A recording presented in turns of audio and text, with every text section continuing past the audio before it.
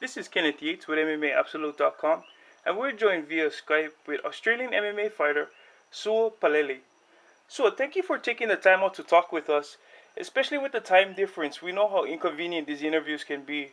Um, you recently fought in the AFC promotions earlier this month and came away with an extremely early win. I believe it was 28 seconds in the first round and it was a TKO.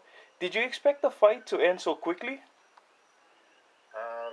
It's always good to get an early victory, but I always go fight to make sure that I've got a lot of the gas to go for three rounds, or whether it's a championship round to go to 5 rounds. But I knew, he was 9-1. He had one loss, and he's a Kyokushin Korean champion, and he's the Korean ADCC champion as well. So I guess he's had a mixture. So I kind of knew I thought, kind of worked on, he was going to kick. So, but I guess I threw some punches, and I threw a jab, and I'd seen his knees kind of buckle, and then I threw a left hook before he even kicked or anything like that, and kind of went down, and then I finished it from there. So I guess the opportunity was there, so I just jumped on it. So, but it's good to get a win, and yeah. Was that part of the game plan to kind of stand with him and do more of a stand-up fighting, or it just kind of just happened that way? I was waiting for his kicks. Because he's got a Kyokushin background, and he's highly respected in Korea. But and if he did kick, and I guess if it did bother me, then I would have closed the distance very quickly and worked some Greco and try to take him down. Yeah. I mean, the game plan was to close distance, or stay out, feel him out for the first maybe a round, and see how we go in the second round. But yeah, I'm happy to get the win, and getting ready for the next fight, I guess. And speaking of the next fight, has there been any word as to when you might be stepping back in the cage? We're on November the 26th. There's a fight, a big promotion fight in Australia, and that's in my hometown. Also, in December, there's another AFC. So I just want to keep busy at the moment and keep moving. And I kind of, if I stand still, I tend to lean towards KFC. So so as long as I keep busy and keep fit, so that's my main goal for the next 3 or 4 years, is to keep busy and keep fighting. And if I can rack up as many fights as I can in a year, without getting injured, it's perfect for me. So. And you also have a long history of winning wrestling matches, jiu-jitsu tournaments. Do you still compete in those type of tournaments, or are you primarily focusing on your MMA career? I still compete. I still do the wrestling. I go to a PCYC where we do. We've got a wrestling coach. He's an ex-Bulgarian wrestling coach. So we work with him and a few of the Iranian wrestling team, a few guys from the Iranian wrestling team. So we still work. I still work my wrestling with them guys. And the jiu-jitsu, I do that separate.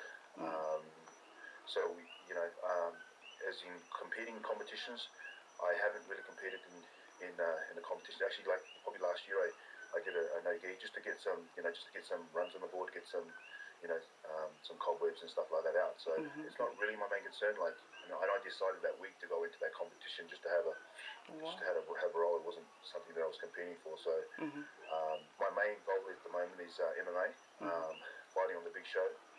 I've got a contract on the table from Bellator. Bellator. So they've offered us a sweet deal. So we'll see what organisation, which way we want to go. There's no rush at the moment. Even if I have another 2 or 3 fights in Australia, or whatever, do you know what I mean? It's up to my manager, Peter Nicholas, and see where we go from there. And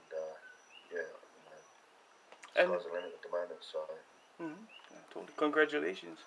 Um, There's another fellow Australian fighter who's going to be fighting tomorrow night at the UFC 135, James Tahune.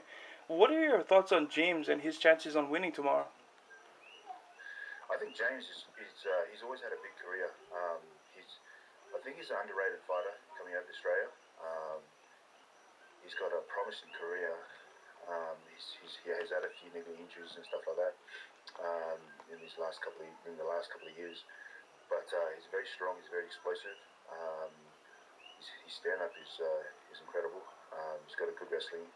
He's been working a lot on his wrestling as well. So I think you look to him to do some damage on the UFC. 135, I think so. But a friend of mine, a sparring partner of mine, is fighting on that as well against Ben Rothwell, Mark Hunt. Oh yeah, yeah, yeah. I helped Mark Hunt for his last fight against Chris Teixeira, and he did really well against because I think maybe that would have been his last fight. So he had to actually go out and make a statement, and he did make a statement. Mark is an unbelievable athlete. His stand up is ridiculous. If he hits you, you're gonna sleep. I guess that's why they call him the sleeping pill, his right hand. So, but yeah, I respect. But you know what? I respect both of them. They're good fighters. But Mark, I think down packed. Um, learn, keep on learning how to scramble more and get back on your feet. I think he can make it top. He could be top 5 in the UFC in no time. Within the heavyweight. So. Definitely. Well, so thank you for your time and your patience. Is there anything you would like to say in closing? Any shout outs to anybody or anything at all that you would like to say?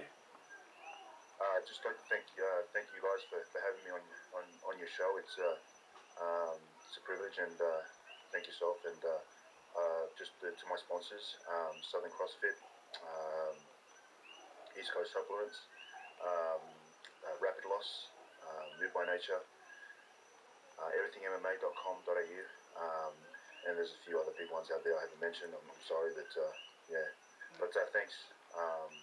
Yeah, and we've got a big year this year. I mean, it's coming at the end of the year, but and also next year. So some big news coming your way. Well, for MMAabsolute.com, thank you so much, and we'll be paying attention.